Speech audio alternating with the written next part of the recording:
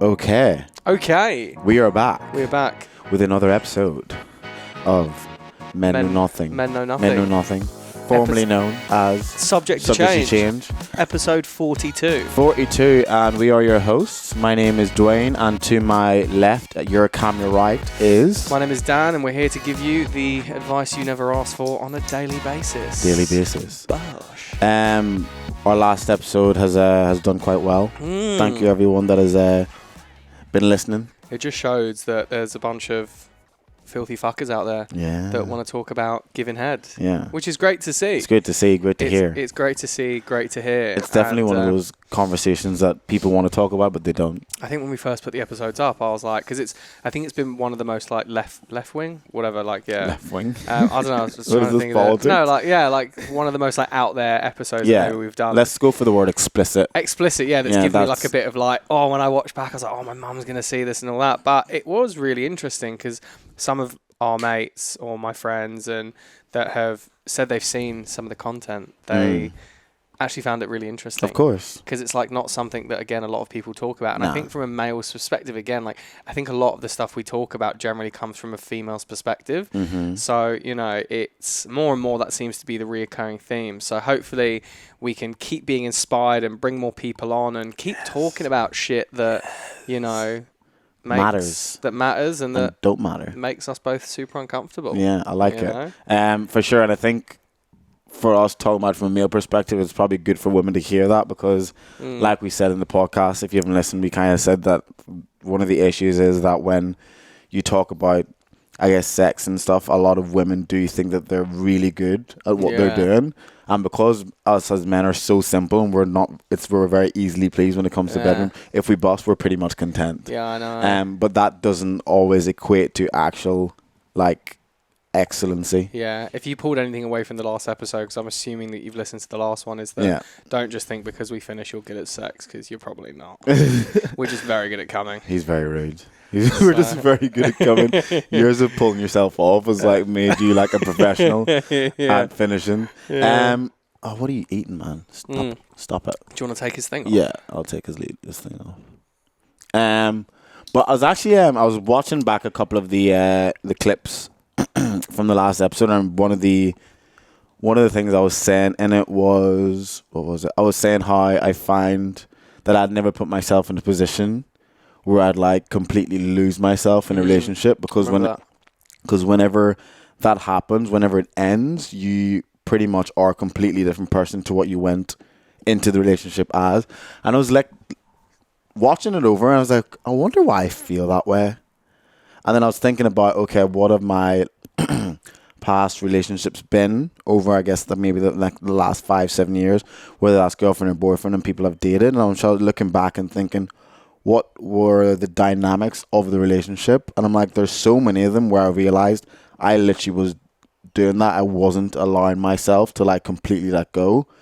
And then again, like I'd always like to try and dig a bit deeper and wonder why. And then I think it's from my girlfriend in 2015 that I broke up with on my birthday. And that was probably the last time where I was dating someone where I would completely just like let all my guard down and it was just like blown up in my face. You completely changed. I completely got lost in the relationship because I was so like besotted by her. I thought she was amazing. Have a think about what you've done.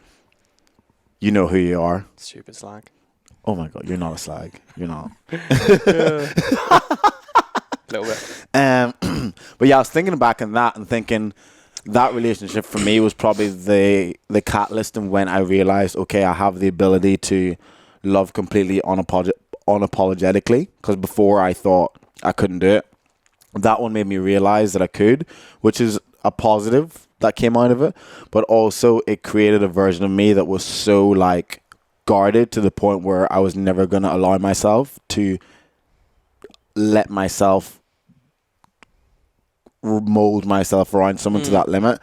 And I think now looking back through all my most recent relationships, situationships, that's been me. I've been so much in control of it all because I've not actually allowed myself to feel enough for them to like have, I guess, the quote unquote upper hand in the relationship. Well, I was going to say as well, first of all, is that I think that in that position, the reason why you're so set on saying, you would never put yourself in a position to be changed by someone else is because that comes from a place of being compromised. Mm-hmm. And that's usually where that comes from. Yeah. You've been through that experience. You have been compromised. So moving forward, it's not something you're never going to let happen again, which is usually where that does come from. Yeah. But that's why I think I was like, it doesn't happen overnight, which you can probably tell. It's like you don't realize it, and then 1%ers, 1% here, 1% there, and before you know it, you're a different person. Yeah. But yeah, 100%. It's a very weird feeling when it happens because you look back and you're like, fuck, how much of me did I change? And, really, why did I become the way I was? Yeah. I think there's like a level of like trying to find the balance between allowing yourself to completely drop your guard down and lose yourself in a positive way within the relationship, but also not actually losing who you are, which I think is like really hard to do, because there's a sense of like, I want to be completely open and vulnerable, but then you're also creating a version of yourself that almost counts in their existence within your life. I don't think so. Like, I don't think that those things have to be seen as in the same breath. I think no, as in they're separate. Like they should be separate. Being vulnerable doesn't mean you need to change yourself. I think that there's like a compromise and a happy medium. But I think that, and I really think it only comes with age and coming older. I think as I've come into my 30s, and maybe it's because it is as I've come into my 30s, I've become more comfortable, more certain of who I am, and what are my deal breakers, what are my non-negotiables. So it's like, that's why when I'm in a relationship, I can more define now the difference between compromising and, the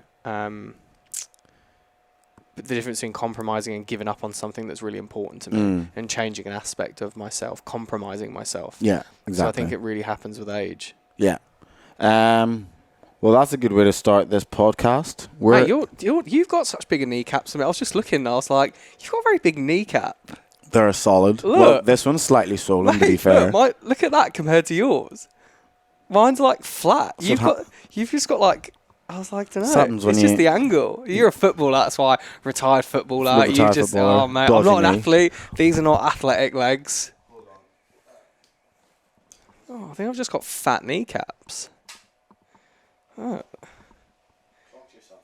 Yeah, well, look, I've just got fat kneecaps, mate.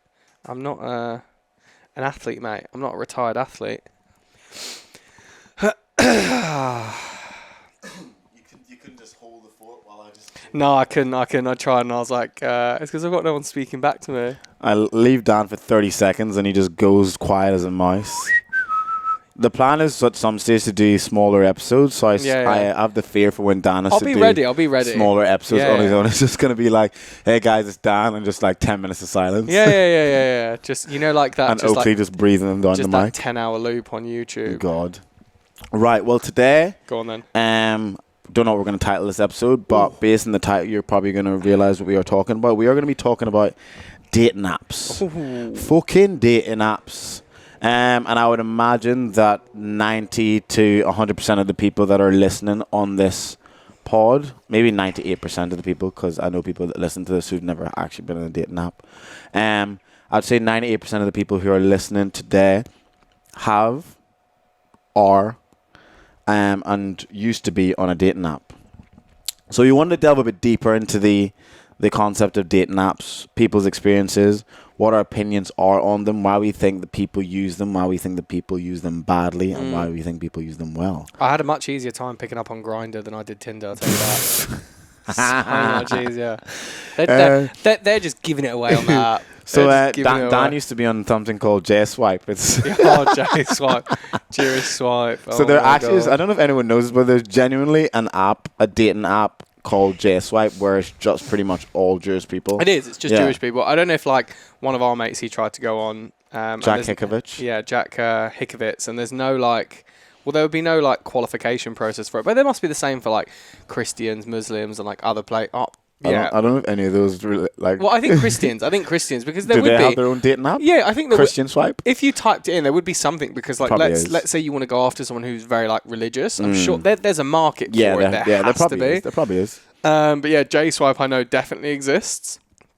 That's so funny. But yeah, I've never been on it because I just don't think we would be very aligned. I'm like, if someone's on J-Swipe, we're probably already not aligned. If you're on a dating app just for Jewish people, yeah, you're definitely not. Yeah, we're. Have you ever dated a Jewish person? Yeah, my first girlfriend was Jewish. Yeah, Was she? Yeah, so her family had like Shabbat dinner, didn't eat pork, were quite religious. I got her into eating pork. No euphemism intended. You're a disgrace. And yeah, and she was like, kosher and all that. And then 17, and yeah, got her into pork and but her parents drugs hated and you. Yeah, and then they hated me. So she's okay and still alive. Yeah, we so we think she is. Right, to start off, put my shorts down. I'm revealing too much. I'm going to put my phone on Do Not Disturb. I'm getting pins and needles, mate. Yeah, mine's Do Not Disturb. What is your actual opinion on dating apps at this current juncture in life, or what has been and what is now your current? Well, I haven't used dating apps for a while, obviously. Off the market. Sorry, ladies. Sorry about that. Views have just dropped. I think my thoughts on dating apps, I think they're good. I think that for someone like myself who came out of like a 3.5 year relationship, I think it's a good way to warm yourself up to getting back into the dating pool. And also it allows you to make multiple mistakes across a wide range of leads, opportunities. At the expense of people's emotions. Yeah. No. Yes. And it allows you to just, make mistakes or like practice and fail. You try lines and openers and all this and like, and you can warm yourself up to kind of off the cuff conversations and being rejected. So I think it's really good to warm up. Once you've had a bit of practice and you get some like positive feedback, you can then go out and, do other stuff. But I think they're good. I think they have a place for sure. That's my like honest opinion, and I think there are some dating apps better than others. Like Bumble as an example. My friend recently has become single, and he came to mine a couple of days ago, and he was at mine, and he showed me one of the messages.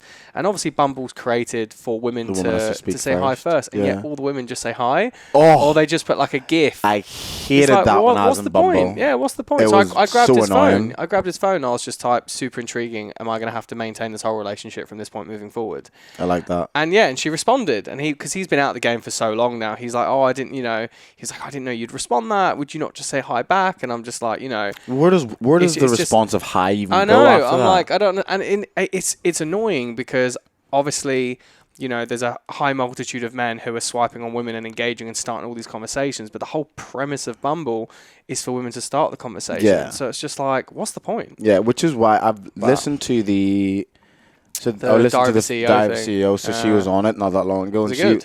Yeah, it's a good episode. Is it actually go into like the analytics of and like the reasons why women say hi first and all these different things? Nah, they didn't really talk. They just talked about her, obviously, because like background and why she's successful. the Tinder, and then into Bumble and why she left Tinder, and obviously all of that.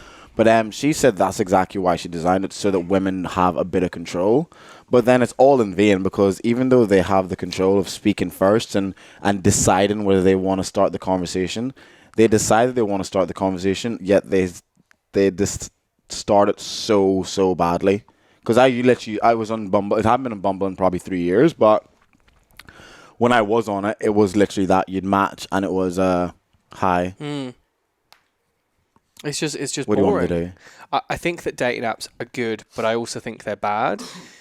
If we go back before dating app, people used to just talk to each other, and lads might be able to graft a certain woman potentially out of their usual caliber. But now, because women are exposed to so many men on a daily basis on dating apps, their standards have probably got a lot higher. Probably a good thing. So now, I don't know, because their standards are just, now all they see is like, a multitude of men. They can just click on the ones that are hot. Do you not think that's the same for men, though?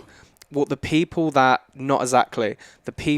could have had the chance to graft them in the bar and to graft them in the nightclub, now they can't, because now they think I can get much hotter on Hinge. But they could have had a much better time with those people they met. True. And so now it's like they think that they can get a lot higher, and yet women just talk about not being able to find any good men. So I think dating apps are good and bad in that perspective. Yeah, I agree. I think they, just like everything in life, it has its place if it's used properly. If you use something as simple as food has its place in life if it's used properly. But if you're going to try and build like an architectural structure with food, half the time it's not going to last very long. So same premise when it comes to the dating world. Like, it's great to, like you said, when in your situation, when you came out of your long-term relationship, it was a good way for you to get back in. And I recall you using dating apps well, and using them well to the point where you weren't just like on it just for instant gratification. You actually wanted to go out and meet people, which I think is exactly what dating apps are for. But the issue is now, which is one of the reasons why I came off them, I think 2 years ago. Or like a year and a half ago. I was just getting so bored, because the process of actually going from matching to talking to actually having a decent conversation to maybe moving off the app with a number or an IG to then setting up a date was just so long. And then everyone that you speak to on the app, and you're all fucking liars when you speak to them. I'm sorry, I don't come on this that often. Why are you lying? Yeah. Like, we're both on the app. No one cares if you're on the app 3 or 4 times a day checking You're also messages. not that skinny. Shut the fuck up. What does that even mean? Catfishes out there. Oh, mate. yeah. A load of catfishes out there. We'll go into catfish in a bit. Yeah, they're all liars, Yeah. mate. But, like I never really understand that. It's like, why are you not on the app and checking it? Or why are you not checking the app if you're on it? And again, like, I've had these conversations with women before about their experiences on the app, and so many of my like girls who are friends have told me. I'm glad that you had just to confirm. I'm not a whore. Yeah. So many of my wives, all my wives out there, have told me this together in the same room. But they've said that they have literally gone on the app and literally just went on just to swipe, just to get a match, and with no intention of talking to the guy. It's usually on a Sunday when they're and it's usually on a Sunday when they're hungover, a Sunday evening, right before they go to bed, and they're bored, and they're like, boom, boom, boom, get a few matches, and then they're like 9 times out of 10 they just don't bother, which is like one of the reasons why I came off it, because that seemed to be like a running theme. Like, you chat to a girl at the start of the week, and I've always said this, that if when I match with a girl and start talking to her and there's a bit of a vibe and the good energy, I need to like get the match, talk, and set up the date within like a week. And then from there, just leave it be until you see And from there, check in maybe the day before, 24 hours before, being like, hey, looking forward, I've booked this at this time tomorrow night, looking forward to it, you still keen? And then that actually gives them the out as well. Because if you open up the conversation after not speaking for 3 or 4 days, and I used to go and say, hey, are you still up for the date? That's literally me pretty much saying, you can tell me no right now, and then I can just do something else on my Friday or Saturday night. Because what I found with a few of my guy friends, guys who are friends,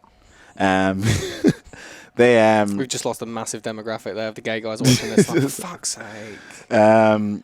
They used to just not send any messages right up until the point of meeting them, and the girl's like, what do you mean? Are we still on? And the guy's like, yeah. I was like, well, I didn't hear from you. Yeah, that's fair. But I do think the dating apps are great, but so many people just don't use it well, and which is why there is like this whole negative connotation towards it. But I think people just need to start embracing it and using it for what it is, especially for people who just don't even want to go outside. Well, that's the thing, right? It's the same as I think a lot of piece technology we have now. Like, how many times do you, and we all do it, how many times do you jump on Netflix? How much time do you spend scrolling Netflix through, versus watching stuff? Too many options. And it's because like people don't have the commitment to follow through to actions to get the goal that they want. You want to sit down and watch a good movie, but you're watching through all of them, seeing what's going to give you the best outcome. But you won't know the best outcome until you watch something. It, So, same with dating apps. We're now given too much choice where you spend so much swiping, and then you get all this choice, and then you just don't know what to do. And it's a word. It's called like, what is it? There's a word to describe this. My housemate, he works in marketing, and I've spoken to him about this before. It's basically, there's a phrase to describe it where you've just got too much choice, and it's called buyer's dissonance or something, where it's like overwhelming, and that's why some stores, for some like offers for some companies, they like reduce the amount they have on offer, the amount of things they can choose by giving less things they can choose, and then choose more stuff. Yeah. But yeah, 100%. I think so many people just spend it for like gratification and like going through their phone. It's just like, look, on a Sunday, everyone's fucking bored. It's almost like the fear of missing out kind of thing.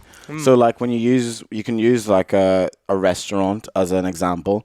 For example, if you go to a restaurant and it's like it's a high-end restaurant and they only have 4 options in dessert, 4 options is and starter and 4 options as a main, like it's going to be way easier to pick because that's all. But when you go into a restaurant and there's like a massive menu, it takes you so much longer to pick. Because we've been to restaurants, we're like, holy shit, everything looks so good. And then we take like 10, 15 minutes to choose because there's just so many options. But when, like you said, when you reduce the amount that's available, when there's scarcity, decision making becomes a lot quicker because the choices are less. Yeah, 100%. It's like a kid in a candy shop. 100%. They're just running around like absolute mad fucks because they don't even know what to pick. People have just got too much choice. It's like, and like I said, it's because, people are overexposed, and because you have one good steak once, you think you qualify to have a $500 steak every single night. So because you're exposed to that all the time on Tinder, everyone thinks, well, I can achieve that. Yeah. It's like when you go to a job interview and someone's like,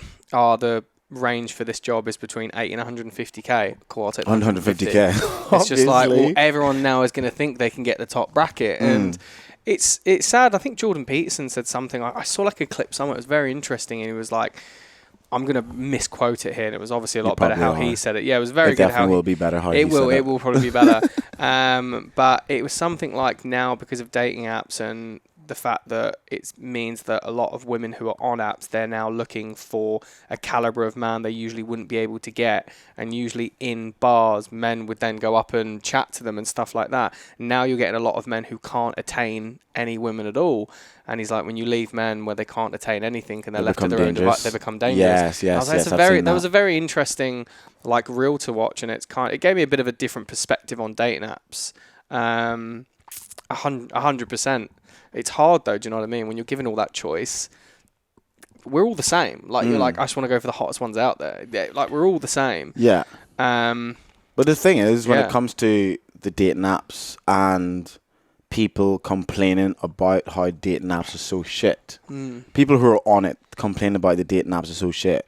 But I'm like, you're part of the problem. They're shit because people who are on it like you aren't using them the way they're supposed to be. I have friends who've actually gotten married from a dating app. That's like a success story. Yeah. People meet all the time and have really successful relationships from dating apps. And that's because they went on with a goal. They weren't going on for instant gratification. They weren't going on just for fucking, which is fine if you want to do that. Yeah. But like, don't use a product and then complain about the actual product when you're the actual one who's adding to the issue that's at hand. You know what I mean? I'd say it's also because, and I say this when it comes to women, because men swipe more than women. That's a stat that's been proven. Yeah. And I think that is because women swipe a lot less. And as an example, if they're seeing a guy on Tinder, and let's say they would have chatted to these guys on a night out, someone who now falls under the height of 6 foot, who's like 5'11", the top 10%. Cool, they're out. And it's like, cool, you're having such a shit time on dating. That's maybe because you only swipe against 1 every 100 people or 1 every 50 people. So it's like, how can you expect to have a good time if you're not putting the energy out there to get enough volume in to potentially have a good time? 100%. Like, you're not allowing these conversations to come in because of what? Because of maybe like 1 inch off their height, or I don't know, it could be something, the type of job they have, or something in their bio that's not exactly how they would see it. And it's just like, you're disqualifying what you would usually on a night out wouldn't mind approaching you. Yeah. And I say this because women are going to be a lot more picky than men on apps, and men just aren't. And even in life. And in life, and men just aren't. But because you're on apps and you're more picky, it's just going to be so much harder for you to come across anyone. There was a podcast episode on modern wisdom with Chris Williamson. He's so good. It's such a good podcast, and he actually did an interview with one of the head of statistics or research of Hinge, and they pretty much talked about all the research they've done when it comes to people swiping and the difference between men and women, and the reason why there's such a massive discrepancy in the apps and even in the dating realm. And the issue that he was saying, what they see from research, this is mainly millennials because they're only starting research in Gen Zs. But yeah, he was talking about in this podcast, I'm going to probably butcher it, but I'll quickly explain. He was saying what he was seeing in the research was that the discrepancies and why there was an issue was that the type of women and the type of men that were going for each other were so imbalanced. So what they would see is that you'd have the top percent. We've kind of touched on this very briefly before, but what they are seeing in their research, and I've listened to a few other episodes of podcasts where they talk about this, you'd have, let's say, the top percent of men who can get any woman that they want on the dating app. So the top percent of men will get 100%, generally speaking, get 100% of the men that are on, or top percent of men can get 100% of the women that are on the app. That's fine. The top 10% of women are only going to go for the top percent of men. Like that. So like top percent, which is fine.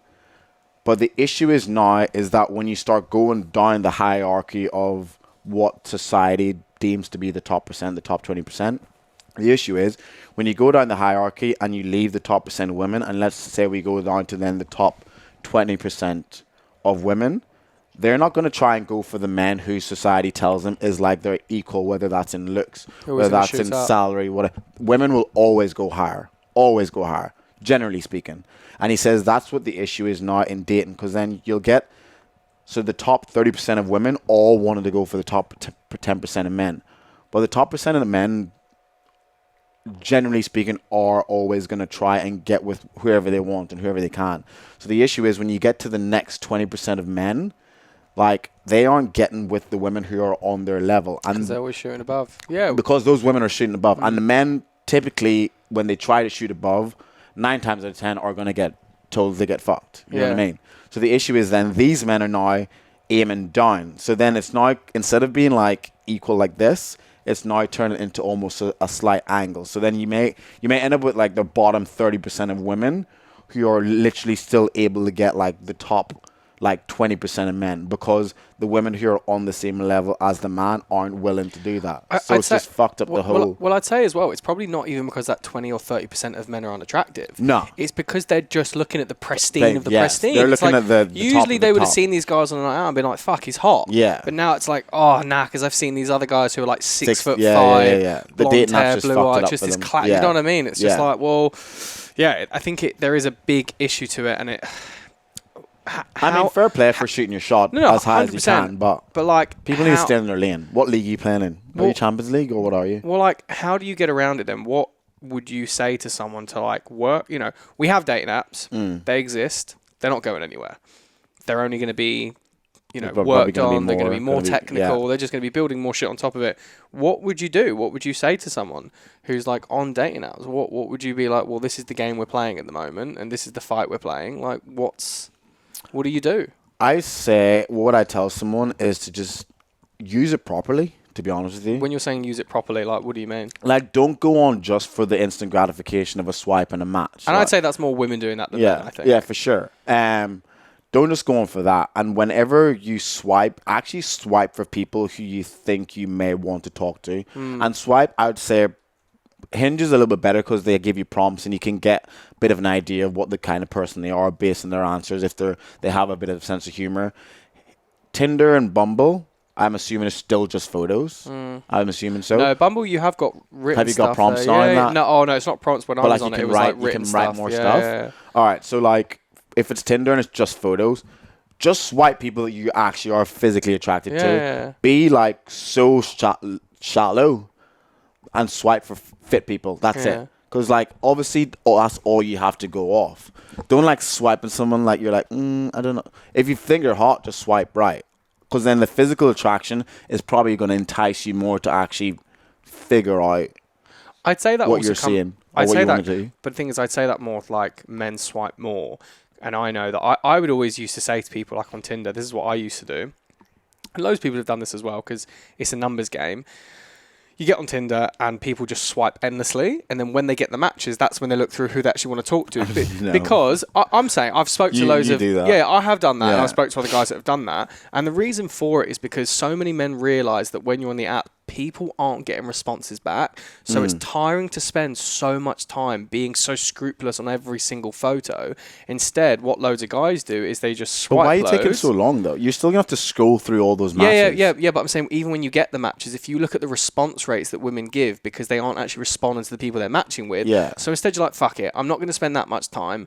Probably most of the people I'm going to match with aren't going to write back because women are just flooded with men who are like matching in their DMs or matching in their app. So what people people would do is like they just swipe loads, and then when you start getting the matches, that's when you then decide who you want to talk to. But then because surely... it is like a law of averages game. Like it's a numbers game. Like if you think you've got 100 leads, right? And if you swipe on 100 people, you get 10 matches. 10 matches, 4 dates. Out of 4 dates, one of them you might end up dating or shagging or whatever it is. Yeah. That's how it is. Like if you look at any business model, and that's the funnel you're going to have. These are leads turning into opportunities, and it is different when it comes to men using apps because the response rate they're getting aren't worth the input it takes to get the result they want. It just isn't. Yeah, I never did that. So my issue with that is like the idea behind for me when I was using a dating app is like when I saw that I got a match, it was like a bit of a serotonin hit because I'm like, oh, I'm matching someone that I actually find attractive. Where with your premise, it's like there is no excitability about that. For sure. Because when you're swiping like hundreds, you're going to just like get matches and then you're like, you don't even feel anything. It's like, oh, no, for sure. She's probably ugly as fuck. I know. You're probably like, I'm not going to be attracted to this I'm one. probably not going to be attracted because I don't even know who I swipe. Whereas for me, when I was on the apps, like I wasn't spending very much time. I would like look at the photos. Is she attractive? Or if it was Hinge, look at the photos, read the prompts, funny, dead, or whatever. I'd swipe right or swipe left. Like I wasn't spending 5 minutes on it. It was like literally 30 seconds, make a decision, move on. And then when I did get the match, I'm like, sick. This is obviously someone that I actually find attractive. Let me see what's happening. Look, it's probably like I think both techniques work. Yeah. It just depends on like your strategy. I only started doing that more because it was tiring. You'd get the matches and it's just like, cool. So I've spent, let's say, 20 minutes and I only swiped right on, let's say, 4 people. Right? Let's say four. All right, okay, let's say 10 minutes I'll swipe right on 3 people. Yeah. Right? 4 people. Out of those 4 people, none of them respond. It's just like, why did I spend like 10 minutes for but then no also, response? Like, you need to remember it's boring. The dating apps aren't the be and end all of the dating world as well. 100% it isn't. Yeah. So when that happened, I'm like, cool, if I keep spending 10 minutes on this, how can I like expedite this process? Because this is just costing me time for no return. Yeah. There has to be a return on investment on anything you put like into, otherwise like it's pointless doing it. Yeah. And so that's why I'm like, cool, if I just spend more time swiping while I'm watching a film and I'll just swipe a bit, then matches actually come through. Yeah. I can then respond to more people, ones that I'm actually interested in, and then you get through more people. But look, there's probably like a happy medium somewhere, and to be honest, I don't know the right answer. Like I don't know the best way around it because I'm not sitting in the analytics room of Tinder or Hinge or Bumble to really know like the best way around it. But I know, and this is probably the issue, is I got bored very quickly because of that issue, and so I spent more time swiping endlessly. And then again, because you swipe endlessly, more women get loads of matches because they have more matches, they want to respond less. There's like it's probably guys like you that's fucking it up. I'm fucking because the whole analytics. You're just saying right to everyone like that instead of like just picking. So they're just getting matches that they probably don't even deserve. There's probably a happy medium somewhere, and they don't deserve. There's probably like a happy medium somewhere, and honestly, I don't know. I'd love to see what it's like in like 3-4 years' time, how dating apps are still used and like how they're done. And I know the boy Detox was talking about one where it sounded pretty cool, where they're in the bar. And then you get a radius of people within. Who are in the that area sounds with the that sounds pretty cool because hopefully you'd be a bit like, a bit of like you'd had a couple of drinks, be a bit lubricated, be a bit more like sociable, and you'd actually swipe on who you want, you'd match, and then have that conversation straight away. You'd put effort and time, or not even an abundance of effort, but you'd put some effort into that situation. So yeah, dating apps. I think now that you've mentioned kind of what the boy Detox's app out there dating, now that you mentioned that, it kind of goes on to the next point about people. He hits bottles and glasses. Oh, really? Yeah, it's weird. Going on to people complain about dating apps, but also complain about being single and not using the apps properly. But there's also a sense of responsibility there that if the apps aren't going well for you, change something about what you're doing. Like you can't expect a different result if you're doing the exact same thing every time. Yeah. So for example, if you've been on the dating apps and it's not going well, don't be that person that complains about being lonely, being single, dating apps, and then not doing anything different. For example, if the dating apps aren't going well, leave the fucking house and go somewhere. Go out. People are out here complaining about being single and alone, yet all they do is work, go and buy some food at Woolies and go to the gym, and that's it. Like how do you expect to meet people if like you don't talk to people? And I think that's like one of probably the big takeaways I want to get in this. Like, if you're someone that is having a struggle on the dating apps, figure out what you like doing as a hobby. Like, do you like going for walks? Do you like to skate? Do you like coffee? Do you like to read? Or do you like to do bouldering and shit like that? Do you like to drink? Go to those places that you enjoy doing those things, and you're going to meet like-minded people where you're going to be able to actually strike up a conversation with very, very easily. If you like to read and drink coffee, there's so many like coffee shops that are also like libraries where you can go and sit down and read and drink a coffee, and there's going to be other people that are doing the exact same shit. If you like to go bouldering, there's a bouldering place in Alexandria. Go and climb a wall. If you like to go for walks, go on a fucking coastal walk. Go hiking. If you like to go to the gym's a bit because it's like you still have to like figure out. There's a bit of a touch and go there when it comes to hitting on people. In the gym, it's very hard. You gotta have the back and forth for a while with the eye contact. So don't be a creep in the gym. But you get the premise. It's all about putting yourself out there in places where you're going to meet like-minded people who you're going to easily strike up a conversation because you already have the interest in whatever the activity is, and you don't need to just go over there being like, hello. You could go be like, oh, I like your shoes, or I like your skates if you're skating. Or if you're into fashion, if you're into art, go to a fucking museum or go to a fashion show, go to an exhibition. Like, put yourself in positions like give you the best opportunity to have great results when it comes to dating. I think that's a great point, that you should spend more time doing the things you like, and meeting people organically is always nice because much easier because it's an icebreaker as well. Like, it's harder to put yourself out there because it's the fear of rejection, and obviously people who can sit behind their phone, it's a lot safer for them. And again, you can get through more people without like being as butthurt by it. But I also think that if we're looking at apps specifically on how to improve your game, it also is like, cool, what is the flow of conversation I'm having? What is the stuff in my bio? Is it boring?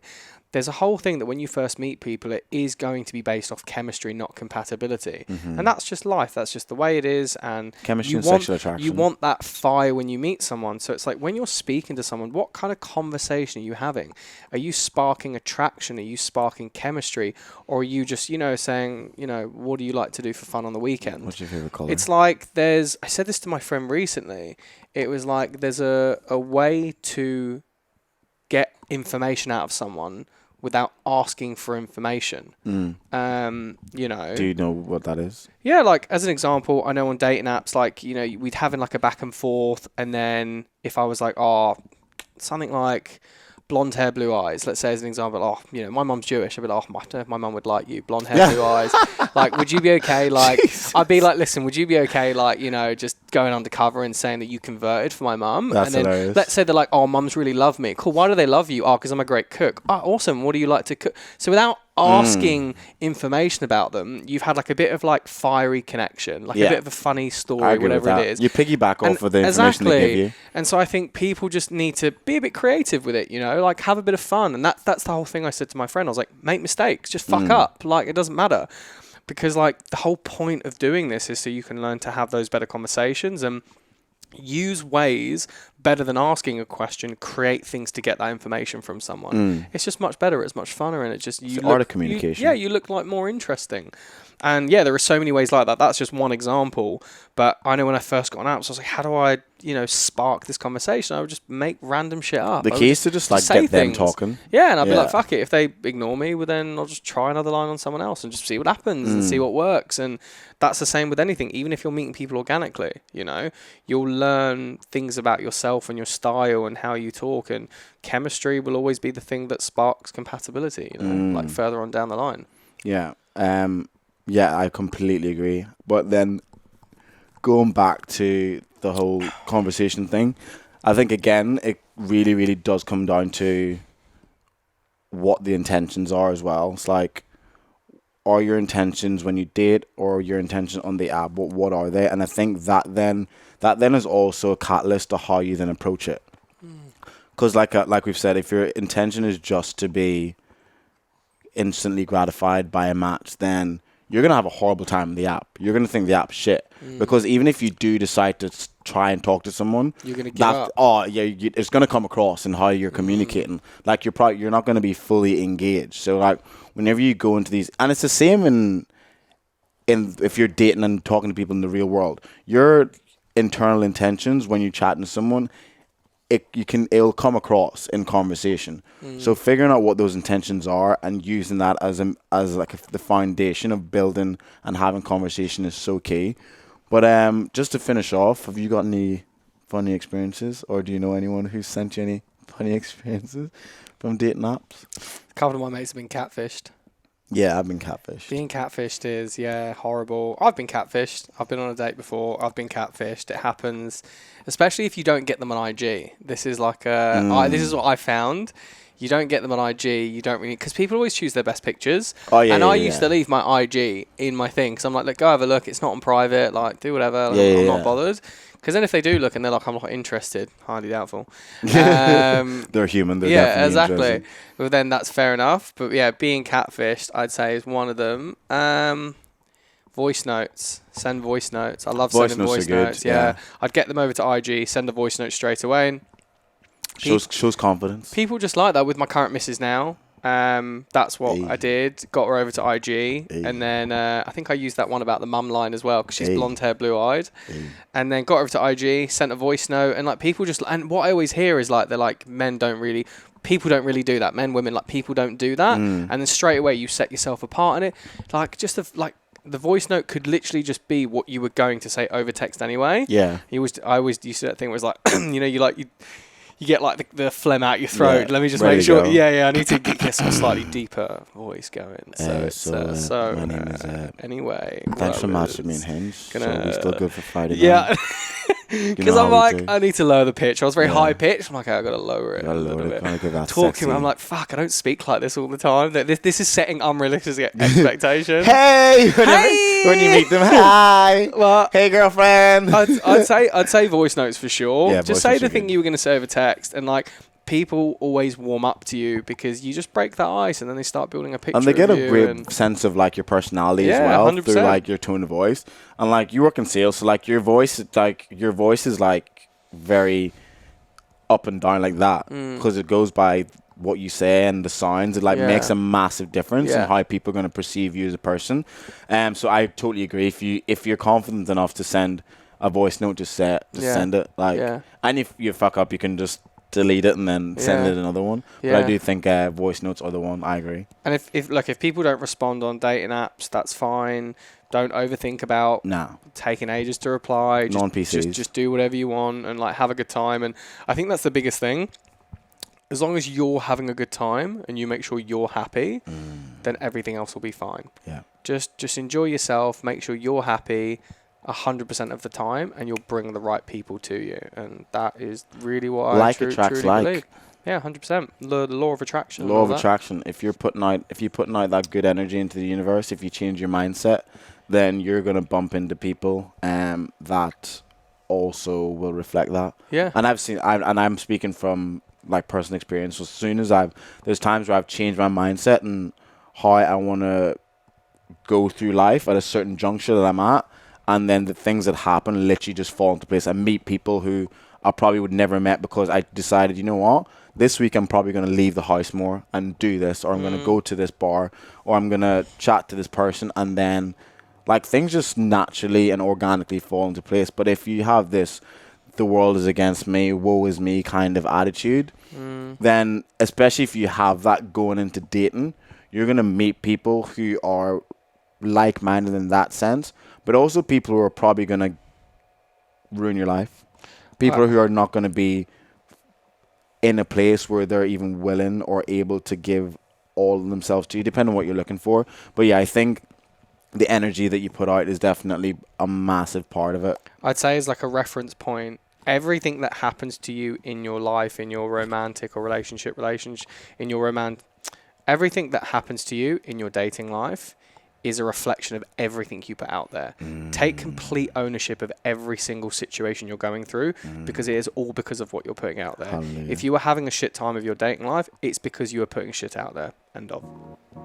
And on that note, Thank you very much, everyone, for listening in. Thank you very much. Hope you enjoyed it. Fucking use those dating apps properly, you pieces of shit. Like, share, subscribe. You could just take a moment if you have got to the end of the episode. Do us a favour and like, share, subscribe, whatever platform that you're, whatever platform you're looking at us on. We'd really appreciate it. Thank you. And we need to start getting paid for this shit. Yeah, and feel free to send in what abusive comments you have because we'd love to use it for content ideas. Thank you very much, everyone. Have Peace a nice day, morning, or afternoon. Stay safe. Bye.